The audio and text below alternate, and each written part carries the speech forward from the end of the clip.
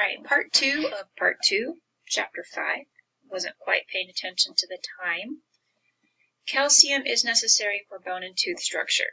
That should be fairly basic for you guys. Blood clotting, maybe not as intuitive. Hormone secretion and cell receptor function. We will talk more about calcium as we get into the different systems again. But hyperkalemia is too much.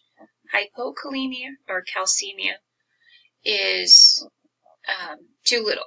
So I just made this mistake of substituting hyperkalemia. That's too much phosphate. No, too much potassium. All right, we'll talk about phosphate next. But try to keep it clear between calcemia, which should be obvious, and kalemia. All right, so hypercalcemia. The cause is going to be hyperparathyroidism. We'll talk about that in the endocrine system. Bone metastases, cancer within the bone. That's going to cause an excessive amount of calcium to be drawn out of the bone and then placed into the blood. And then vitamin D excess. All right, hypokalemia, calcemia, hypocalcemia. Causes can be excessive amounts of blood transfusions, increased phosphorus levels, because you have high levels of phosphorus that's going to naturally deplete the calcium levels, pancreatitis, and then vitamin D deficiency.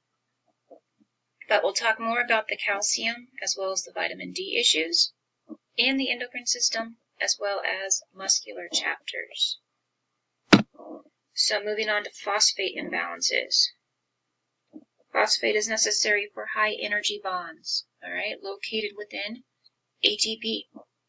It also will act as a buffer, which we'll talk about in part 3 of chapter 5. Hyperphosphatemia, too much phosphate in the blood, and then hypophosphatemia, too little.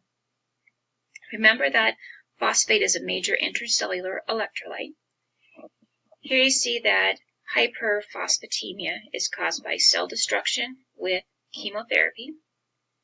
It could also be any type of cell destruction. So this can be an issue with a crushing injury, and we've talked a little bit about that already. But that injury can be where a large object has fallen on a person. It could be a vehicle, some sort of ATV accident, that type of thing, a large boulder. And what happens there is a large amount of cellular damage is done. And then when the object is pulled off of that person, all of the phosphate is released into the extracellular space and causes damage by increasing the amount of phosphate circulating. It is hard to know what to do in an emergency circumstance sometimes, because it might actually be better to leave an object on a person until medical personnel can get to the scene and set up an IV to counteract the release of all that phosphate. But again, it's hard to know what to do in some of those circumstances. So, cell destruction, yes. Long-term use of enemas or phosphate-containing laxatives, your body just naturally has higher levels of phosphate then. Or low calcium levels. Phosphate and calcium are inversely related. Hypophosphatemia, intestinal malabsorption, increased renal secretion, vitamin D deficiency, and then high use of antacids. All right, then magnesium, the last electrolyte that we are going to talk about. Magnesium is also, or is necessary for ATPase activity, so generating energy. Decreases acetylcholine release at the neuromuscular junction, and also acts as a co-function in protein and nucleic acid synthesis. Hypermagnesium. Cause is going to be renal failure, excessive antacid usage. All right, magnesium is going to be a major player in those antacids And if you're always popping those pills, then you could actually have too much magnesium system-wide. Hypomagnesium, alcoholism, malnutrition, malabsorption. The alcoholism can decrease liver activity. It can actually lead to malnourishment. It can cause issues within the GI tract to cause malabsorption.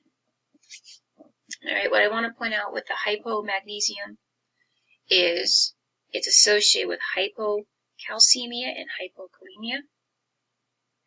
And then because it's an issue with ATP generation, release of neuromuscular junctions, right, you've got a lot of muscle issues, muscle weakness, hypotension, respiratory depression. Those respiratory muscles are not going to be working.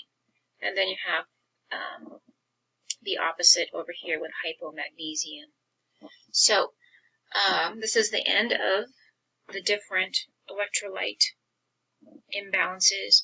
The next section will be on acids and bases.